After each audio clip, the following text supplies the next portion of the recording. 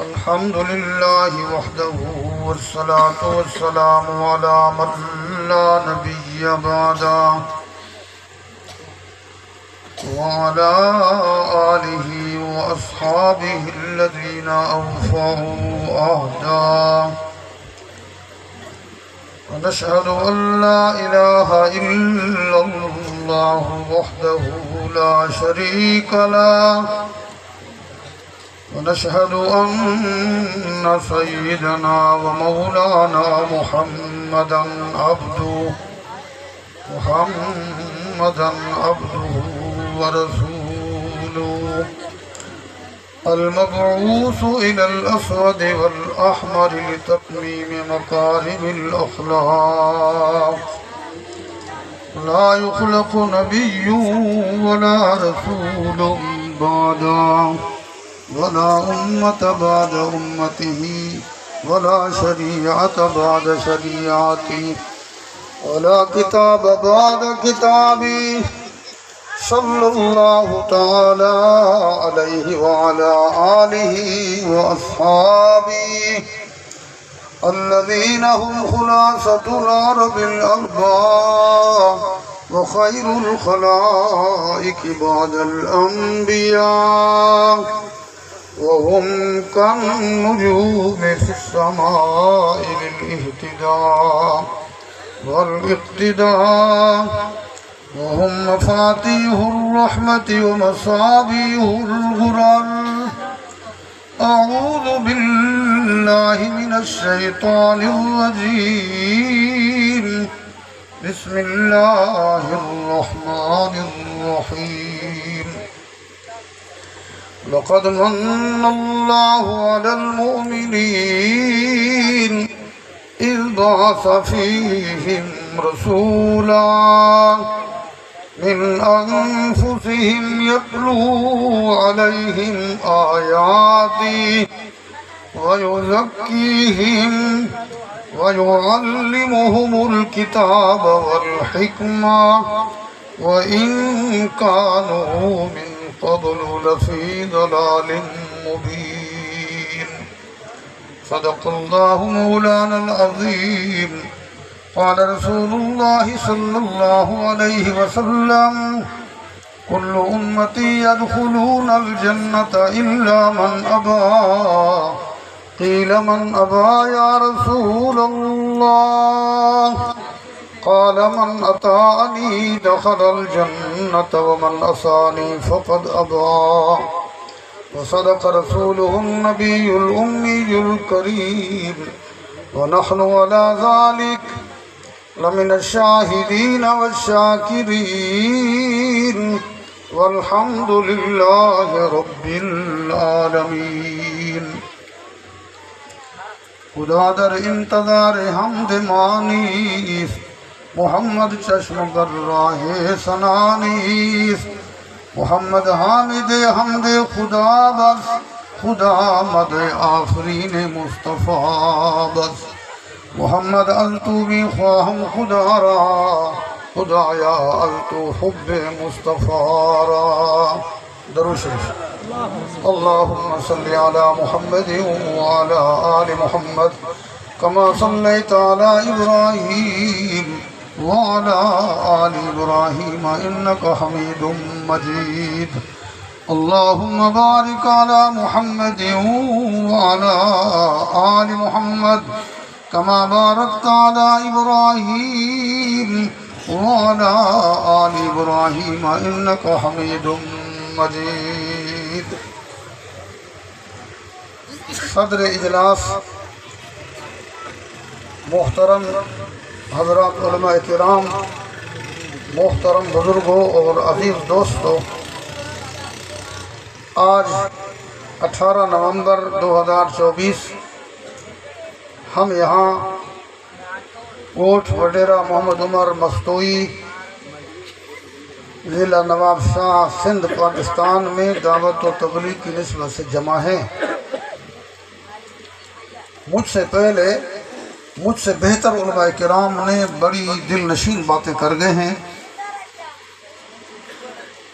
مولانا عصمت اللہ صاحب نے مولانا نیاز اللہ مصنوعی صاحب سے رابطہ کیا، اور مولانا نیاز اللہ مصنوعی صاحب نے مولانا عبداللہ مصنوعی سے رابطہ کیا، اور مولانا عبداللہ مصنوعی صاحب نے میرے سے رابطہ کیا کہ جی وڈیرہ عمر مصنوعی کے ہاں ایک پروگرام جلسے کا ہو رہا ہے، اور وہ چاہتے ہیں کہ مصنوعی قوم کا کوئی خطیب ہمیں چاہیے۔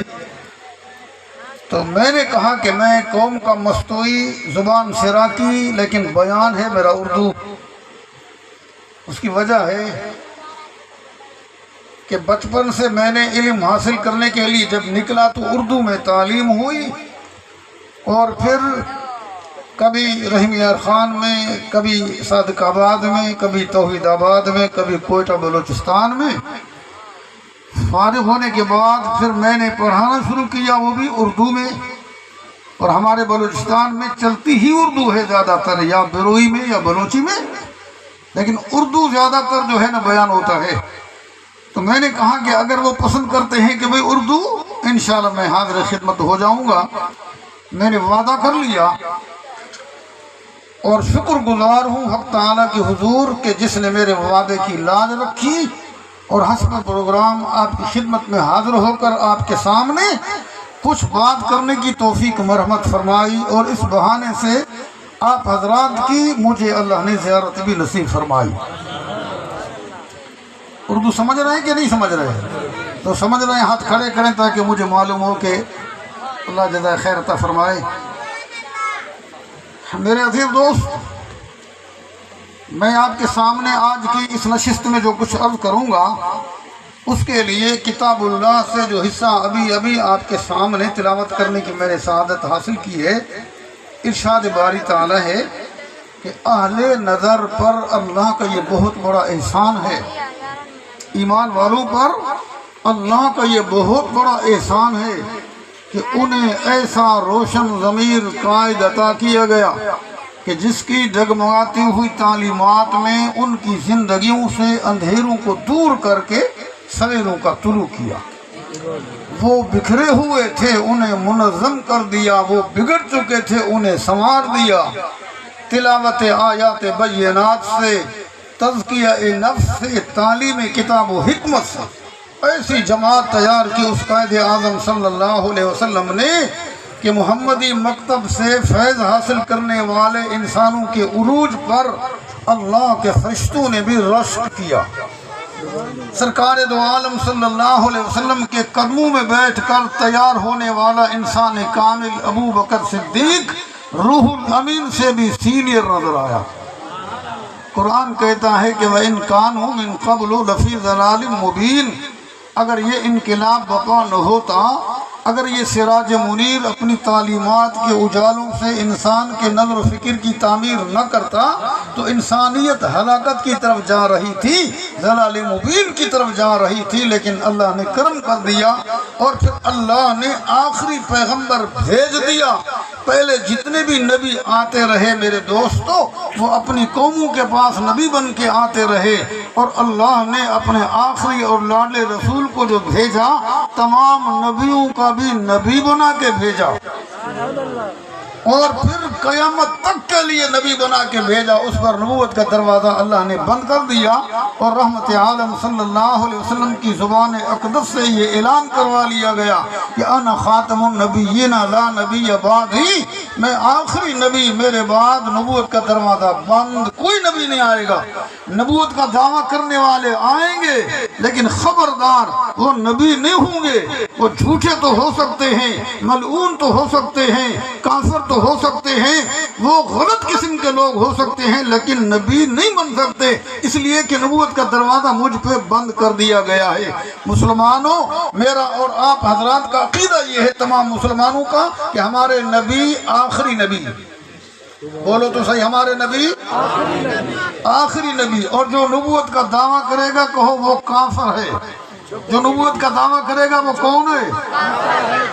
زور سے، جو نبوت کا دعویٰ کرے گا وہ کافر ہے۔ میرے عزیز دوستو، نبوت کا دروازہ اللہ نے اپنے پیغمبر پہ بند کر دیا۔ اور تمام انبیاء کرام اپنی اپنی قوموں کے پاس جا کر کے انہیں سمجھاتے رہے، اے میرے قوم کے آدمی ہو، تم بڑی غلطی پہ جا رہے ہو، تم نے اپنے بت بنا رکھے ہیں، ان کو جا کے سجدے کر رہے ہو، نظر و نیاز ان کی دے رہے ہو، حالانکہ تمہارا معبود صرف اور صرف اللہ ہی ہے، اور میں اللہ کی طرف سے نمائندہ بن کے آیا ہوں، میں اللہ کی طرف سے نبی بن کے آیا ہوں، میں اللہ کی طرف سے پیغمبر بن کے آیا ہوں، لہذا میری غلامی اختیار کرو، میری اطاعت اختیار کرو۔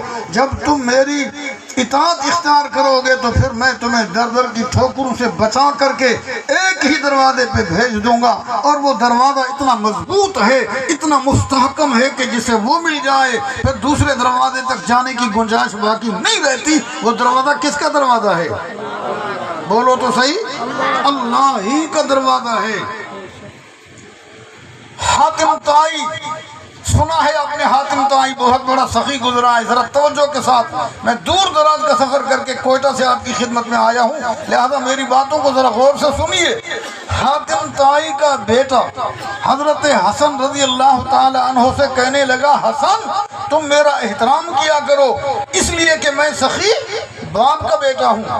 حضرت حسن رضی اللہ تعالی عنہ نے بھی فرما دیا کہ تم بھی میرا احترام کیا کرو، اس لیے کہ میں سخی نان محمد کا نواسا ہوں صلی اللہ علیہ وسلم، الف الف مرۃ بعدد کل ذرۃ۔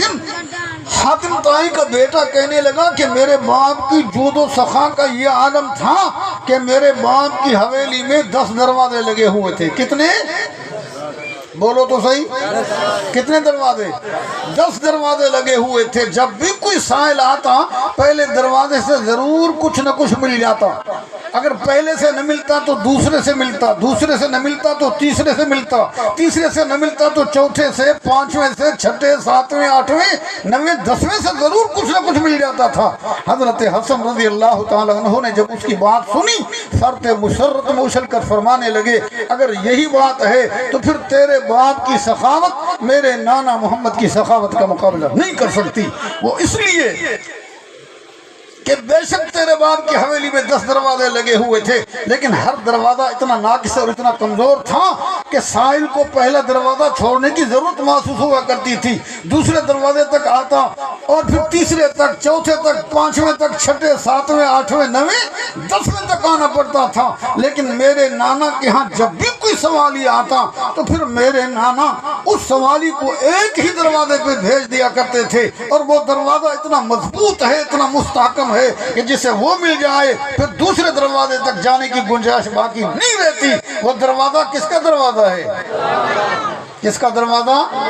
اللہ ہی کا دروازہ ہے میرے عزیز دوستو۔ اور پھر اللہ نے، حدیث قدسی ہے، اللہ نے فرما دیا، فرما کنت کنزم مخفیا، میں ایک چھپا ہوا خزانہ تھا، فاحببت ان اعرف، میں نے چاہا کہ میرا تعارف ہو جائے، مجھے لوگ پہچاننے لگ جائیں۔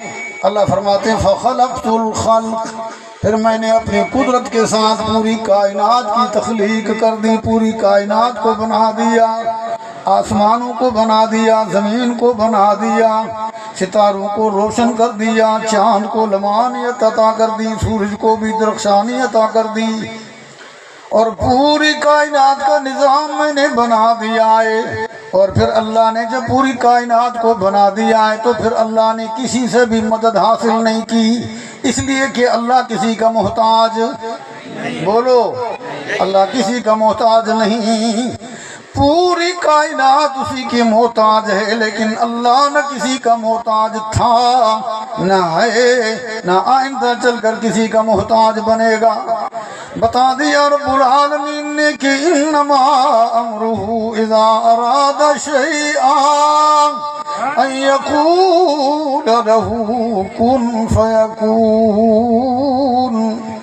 اللہ جب کسی چیز کے ہونے کا ارادہ کرتے ہیں پھر دیر بھی نہیں لگتی ہے، کن کہا تو آسمان بلند ہو گئے، کن کہا تو زمین بچھ گئی، کن کہا تو ستارے چمکنے لگے، کن کہہ دیا تو سورج روشن ہونے لگا، کن کہہ دیا تو پوری کائنات میں بڑے بڑے پہاڑ اور جبل نظر آنے لگ گئے، کن کہا تو پوری کائنات کا نظام منظم ہو گیا، اور جب اللہ کن فرمائیں گے تو پوری کائنات کا نظام درہم برہم ہو جائے گا۔ اس کا معنی یہ ہے کہ دنیا فانی ہے، جو بھی آیا وہ ہمیشہ رہنے کے لیے نہیں آیا بلکہ جانے کے لیے آیا ہے۔ کیا عقیدہ ہے آپ کا؟ آپ رہنے کے لیے آئے یا جانے کے لیے؟ جی جانے کے لیے۔ جانے کا ارادہ تو ہے لیکن کچھ پلے ہے ہی نہیں، کچھ اعمال نظر نہیں آتے، نیکیاں نظر نہیں آتی، وہاں پر تو حساب کتاب ہوگا نا۔ دنیا میں آنے کے بعد اللہ نے کامیابی کا طریقہ بھی خود بتا دیا، حالانکہ دنیا میں آنے کے بعد نواب سے لے کر سردار تک، خان سے لے کر چودھری تک، زمیندار سے لے کر کے غریب تک، مردوں سے لے کے عورتوں تک، بوڑھے سے لے کے جوان تک، امیر سے لے کے غریب تک، سب کے سب لگے ہوئے ہیں کہ ہماری دنیا بھی کامیاب بن جائے اور آخرت بھی کامیاب بن جائے۔ لیکن بعض حضرات کا یہ خیال ہے کہ دنیا میں آنے کے بعد وہ لوگ کامیاب ہوں گے جن کے پاس مال زیادہ ہوگا، ملکیت زیادہ ہوگی، جائیداد زیادہ ہوگی، بینک بیلنس زیادہ ہوگا، جی زر و سیم کے ڈھیر زیادہ ہوں گے، سونا چاندی زیادہ ہوگا، گاڑیاں زیادہ ہوں گی۔ نہیں نہیں، اللہ نے تو کامیابی کا ڈھنگ بتا دیا، فرمایا من یطع اللہ ورسولہ فقد فاز فوزا عظیما۔ دنیا میں رہ کر جس نے اللہ کا ہر حکم مان لیا اور محمد عربی صلی اللہ علیہ وسلم کے بتائے ہوئے طریقے پہ زندگی بسر کر دی، یہ کامیاب ہے۔ بے شک اس کے پاس مال نہیں، دولت نہیں، ملکیت نہیں، جائیداد نہیں، زر و سیم کے ڈھیر نہیں، گاڑیاں نہیں ہیں، لیکن اللہ کے احکامات مان کے چلتا ہے اور محمد عربی صلی اللہ علیہ وسلم کے بتائے ہوئے طریقے پہ زندگی بسر کرتا ہے، یہ کامیاب ہے۔ میرے عزیز دوستو، رحمت عالم صلی اللہ علیہ وسلم کی خدمت میں ایک شخص آتا ہے، ذرا توجہ کے ساتھ، رحمت عالم صلی اللہ علیہ وسلم کی خدمت میں ایک شخص آتا ہے اور آ کر کہتا ہے اللہ کے رسول، میرا جی چاہتا ہے کہ میں اسلام میں داخل ہو جاؤں، مسلمان بننے کا میرا ارادہ ہے، میرا جی چاہتا ہے کہ میں اسلام قبول کر لوں، لیکن اللہ کے رسول میں بڑے بڑے 4 گناہ کرتا ہوں۔ کتنے گناہ؟ بولو تو صحیح۔ سو رہے ہو یا جاگ رہے ہو؟ جو جاگ رہے ہیں ہاتھ کھڑے کریں، جو جاگ رہے ہیں ماشاءاللہ۔ نعرہ تکبیر، شان مصطفیٰ، شان صحابہ، نعرہ تکبیر۔ 4 بڑے بڑے گناہ کرتا ہوں میں، اسلام میں داخل ہونے کا بھی ارادہ ہے، اللہ کے رسول ان 4 گناہوں میں سے ایک سے مجھے منع کر دو، باقی 3 کرتا چلا جاؤں گا، ضرورت کے ساتھ۔ لیکن اللہ کے رسول نے غصہ نہیں کیا، ناراضگی کا اظہار نہیں کیا، بلکہ حکمت عملی کے ساتھ فرماؤ نا، کلمہ تو پڑھو نا، زبان پہ جاری ہو گیا، لا الہ، پڑھو تو صحیح، لا الہ الا اللہ محمد الرسول اللہ صلی اللہ علیہ وسلم، کلمہ پڑھ لیا ہے، اور اللہ کے رسول صلی اللہ علیہ وسلم نے فرما دیا ٹھیک ہے، یہ جو بڑے 4 گناہ کرتا ہے ان 4 میں سے میں آپ کو ایک سے منع کرتا ہوں، وعدہ کر جہاں بھی جائے گا وعدہ کر کے میں جھوٹ نہیں بولوں گا۔ کیا نہیں بولوں گا؟ بولو تو صحیح، کیا نہیں بولوں گا؟ جھوٹ نہیں بولوں گا، اور جھوٹ کے بغیر تو ہمارا کاروبار نہیں چلتا، جھوٹ کے بغیر دکان نہیں چلتی، جھوٹ کے بغیر میرا کاروبار نہیں چلتا ہے۔ ہائے ہائے، مسلمان پتہ نہیں کہاں سے کہاں تک چلا گیا۔ رحمت عالم صلی اللہ علیہ وسلم نے حکمت عملی کے ساتھ بتا دیا ہے کہ وعدہ کر کہ میں جھوٹ نہیں بولوں گا، اسلام میں داخل ہو گیا ہے، وعدہ کر کے جا رہا ہے۔ اچھا 4 بڑے بڑے گناہ کرتا ہوں، اس نے کہا جھوٹ میں بولتا ہوں، شراب میں پیتا ہوں، چوری میں کرتا ہوں، زنا میں کرتا ہوں۔ کتنے گناہ؟ کتنے؟ 4 گناہ۔ رحمت عالم صلی اللہ علیہ وسلم نے ایک گناہ سے منع کر دیا کہ جھوٹ نہیں بولنا، وعدہ کر کے چلا گیا، اسلام قبول کر کے چلا گیا ہے۔ اب آئے ہیں نا وہ ساتھی جن کے ساتھ مل کر کے یہ شراب پیا کرتا تھا نا، آؤ نا شراب کا دور آئے، شراب پیتے ہیں، دیکھنے والا کوئی نہیں، تنہائی میں جا کے شراب پیتے ہیں۔ اس نے دل میں خیال کر لیا کہ میں ابھی اسلام قبول کر کے آیا ہوں، وعدہ کر کے آیا ہوں کہ میں نے جھوٹ نہیں بولنا ہے۔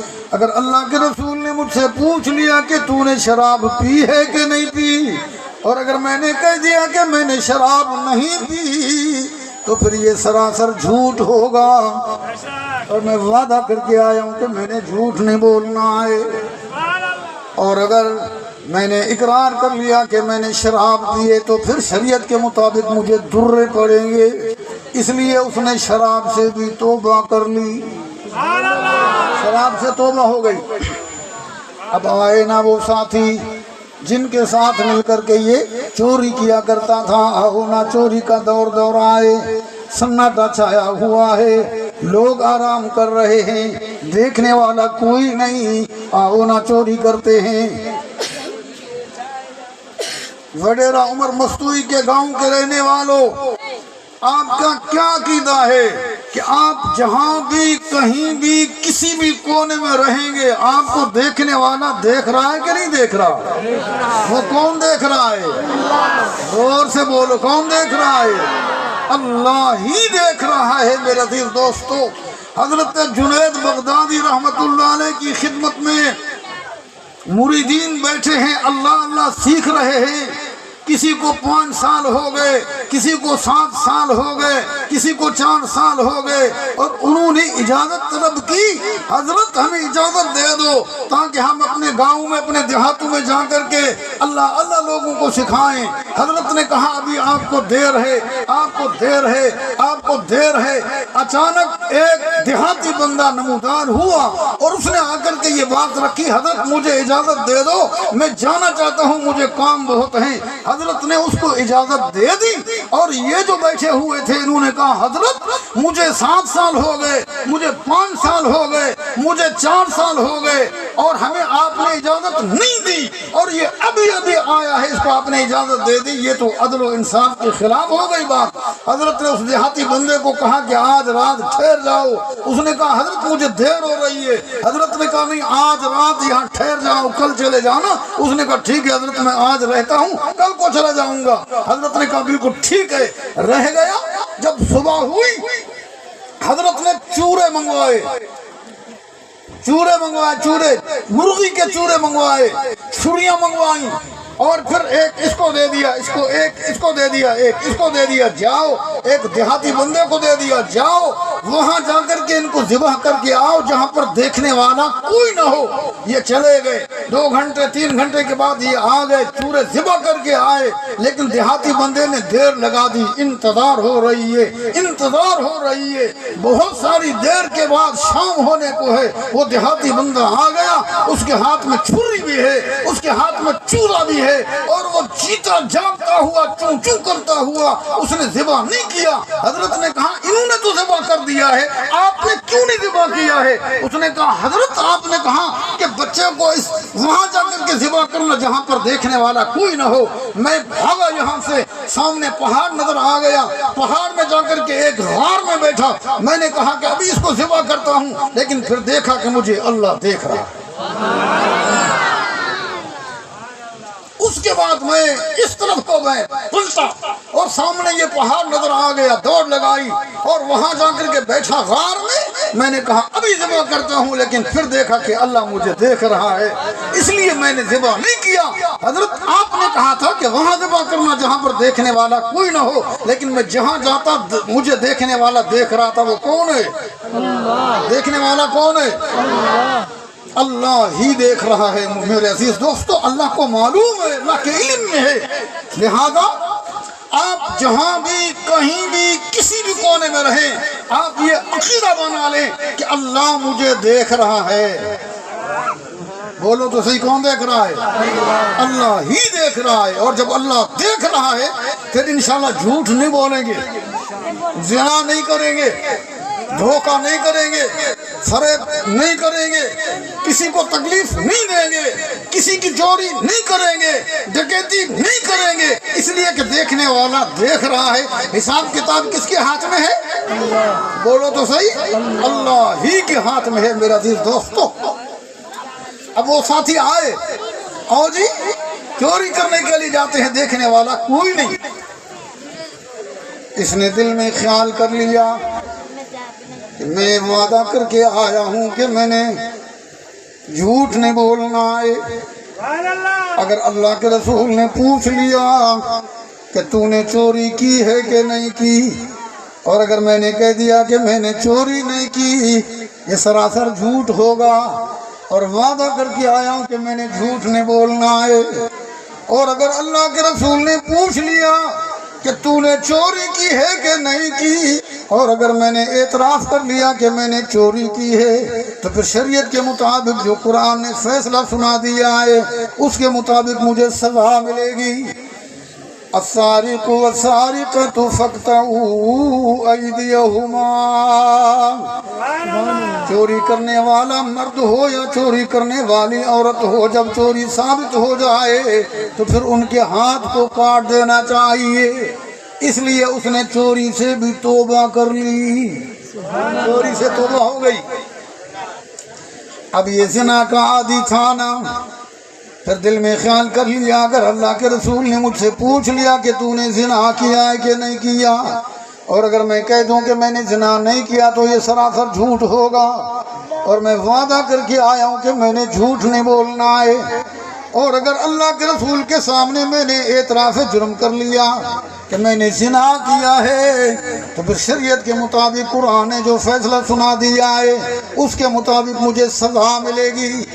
الزانیۃ والزانی فاجلدوا کل واحد منہما مئۃ جلدہ، زنا کرنے والا مرد ہو یا زنا کرنے والی عورت ہو، اگر شادی شدہ نہیں، اگر شادی شدہ نہیں ہے، زنا ثابت ہو گیا ہے، فاجلدوا کل واحد منہما مئۃ جلدہ، انہیں 100 درے لگنے چاہیے، 100 کوڑے، اور اگر شادی شدہ ہیں انہیں سنسار کر کے انہیں ختم کر دینا چاہیے۔ اس لیے اس نے زنا سے بھی توبہ کر لی۔ نتیجہ نکال رہا ہوں میرے عزیز دوستو، رحمت عالم صلی اللہ علیہ وسلم نے جھوٹ سے منع کر دیا، جھوٹ سے روک دیا۔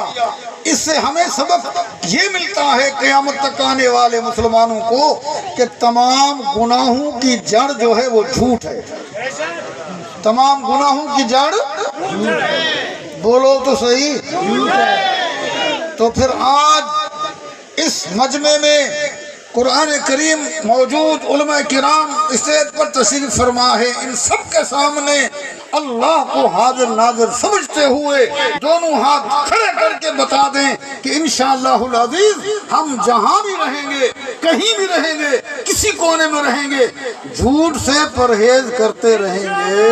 ہاتھ کھڑے کر کے بتا دو، ہاتھ کھڑے کر کے بتا دو۔ تمام گناہوں کی جڑ جھوٹ ہے، اور آج اس گئے گزرے دور میں یہ جو ساتھی کھڑا ہوا ہے، یہ ساتھی ان کے ہاتھ میں بڑی بڑی موبائل رکھی ہوئی ہے نا، اس موبائل نے تو مسلمانوں کا بیڑا غرق کر دیا ہے۔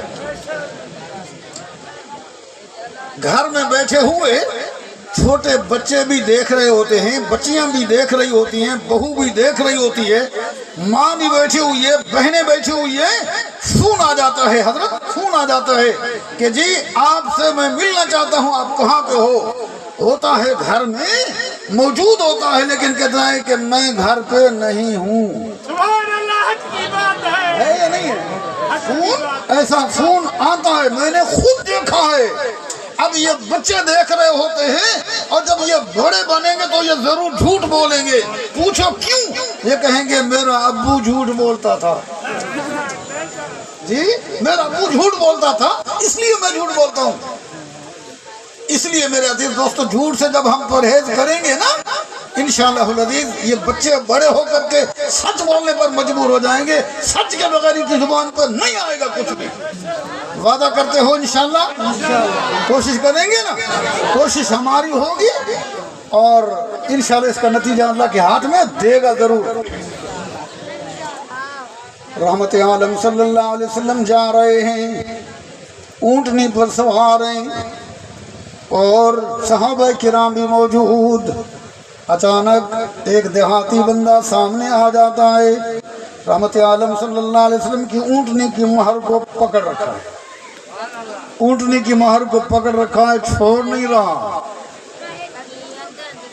وڈیرا عمر مستوی کے گاؤں کے روشن ضمیروں، آج کوئی ایسا ہے مائی کا لال جو وزیر اعظم کی گاڑی کو روک کے دکھائے، صدر کی گاڑی کو روک کے دکھائے، وزیر اعلیٰ کی گاڑی کو روک کے دکھائے، لیکن امام الانبیاء کی اونٹنی کی مہر کو دیہاتی بندے نے پکڑ رکھا ہے، چھوڑ نہیں رہا۔ رحمت عالم صلی اللہ علیہ وسلم نے فرمایا کہ بھائی بات پوچھنی ہے تو پوچھو، لیکن میری اونٹنی کی مہر کو تو نے کیوں پکڑ رکھا ہے؟ پوچھنی ہے بات تو پوچھو نا۔ اب اس دیہاتی بندے نے جو بات پوچھی، صحابہ کرام متوجہ ہو گئے، صحابہ کرام متوجہ ہو گئے اور بات ہی ایسی پوچھی، میں آپ کے سامنے ابھی مختصر بیان کروں گا، آپ بھی انشاءاللہ سارے متوجہ ہو جائیں گے۔ اخبرنی بما یقربنی من الجنہ ویباعدنی من النار۔ اللہ کے رسول صلی اللہ علیہ وسلم، آپ مجھے ایسا عمل بتا دیجئے میں وہ عمل کرتا چلا جاؤں، اس عمل کرنے کی وجہ سے جنت کے قریب ہوتا چلا جاؤں، جہنم سے دور ہوتا چلا جاؤں۔ اب صحابہ کرام متوجہ ہوئے، ایسا عمل کہ جس عمل کرنے کی وجہ سے جنت کے قریب اور جہنم سے دور، آپ کا کیا خیال ہے؟ ایسا عمل چاہیے کہ نہیں چاہیے؟ بولو تو صحیح، ہاتھ کھڑے کر کے بولو تو صحیح۔ ایسا عمل چاہیے کہ کرنے کی وجہ سے جنت کے قریب اور جہنم سے دور ہو جائیں، چاہیے کہ نہیں چاہیے؟ رحمت عالم صلی اللہ علیہ وسلم نے اس دیہاتی بندے کو 4 عمل بتائے۔ کتنے عمل؟ کتنے؟ 4 عمل بتائے۔ پہلا عمل یہ بتا دیا کہ جب نماز کا وقت آ جائے تو سارے کام چھوڑ کر اللہ کی نماز میں لگ جانا۔ آج کون وعدہ کرتے ہیں کہ انشاءاللہ جب نماز کا وقت آئے گا سارے کام چھوڑ کر کے مسجد میں آئیں گے؟ انشاءاللہ آئیں گے، نماز پڑھیں گے کہ نہیں پڑھیں گے؟ یہ محنت اس لیے ہو رہی ہے، یہ محنت اس لیے ہو رہی ہے میرے دوستوں۔ میں نے سنا ہے کہ یہاں پر حاجی گلزار احمد کوئی تھے، اللہ انہیں جنت عطا فرمائے اور اللہ ان کی مغفرت فرمائے، ان کے درجات بلند فرمائے۔ میرے دوستو، اس کی محنت ہے کہ یہ پروگرام ترتیب دیا جانے لگا ہے۔ ان کے میرا خیال ہے بیٹے بھی شادی یہاں پر موجود ہیں اور انہوں نے محنت کر کے آپ کے لیے یہ راستہ ہموار کر دیا ہے۔ ابھی آپ کا کام ہے کہ اس پر عمل کرتے ہیں کہ نہیں کرتے۔ انشاءاللہ کوشش کریں گے نا عمل کرنے کی۔ پہلا عمل یہ بتا دیا کہ جب نماز کا وقت آئے تو نماز کو ادا کرنا ہے۔ دوسرا عمل یہ بتا دیا کہ جب ماہ سیام آئے، رمضان المبارک کا مہینہ آئے تو روزے رکھنے ہیں۔ کیا کرنا ہے؟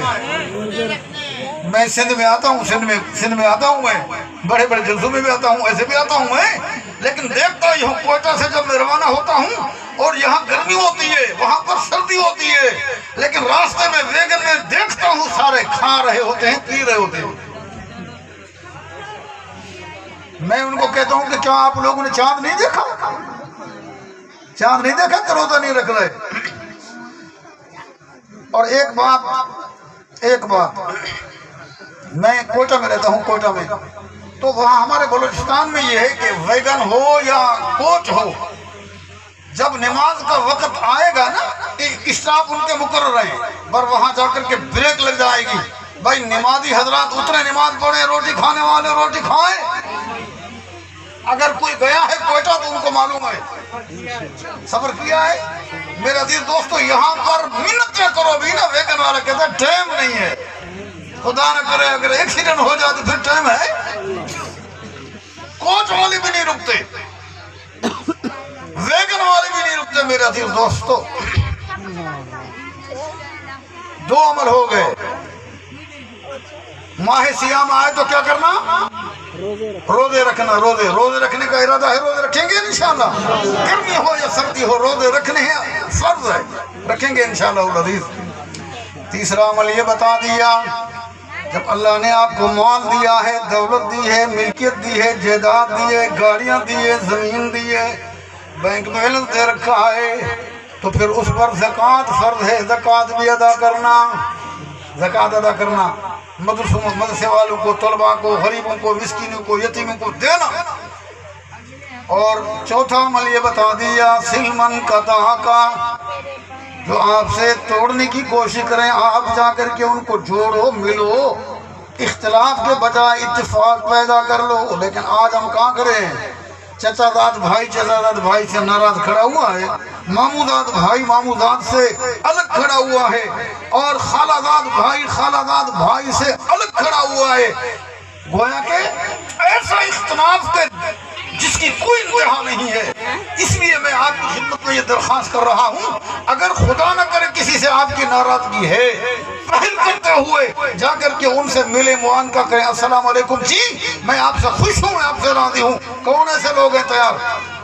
ہاتھ کھڑے کر کے بتائیں انشاءاللہ۔ اگر کسی کے ساتھ اختلاف ہے تو اختلاف کو انشاءاللہ ہم ختم کریں گے۔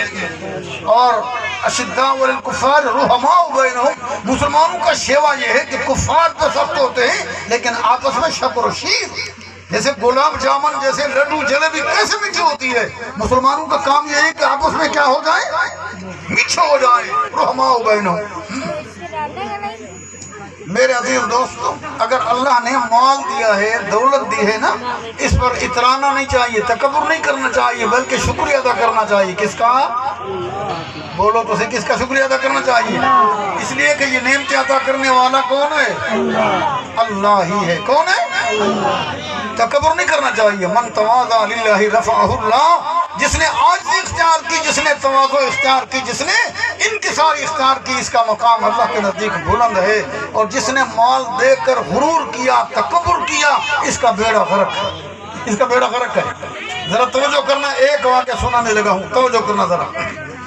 بنی اسرائیل کا زمانہ، لوگ بڑے پریشان ہو گئے، قحط پڑ گیا، کھانے کو کچھ نہیں رہا ہے، بڑے پریشان ہو گئے۔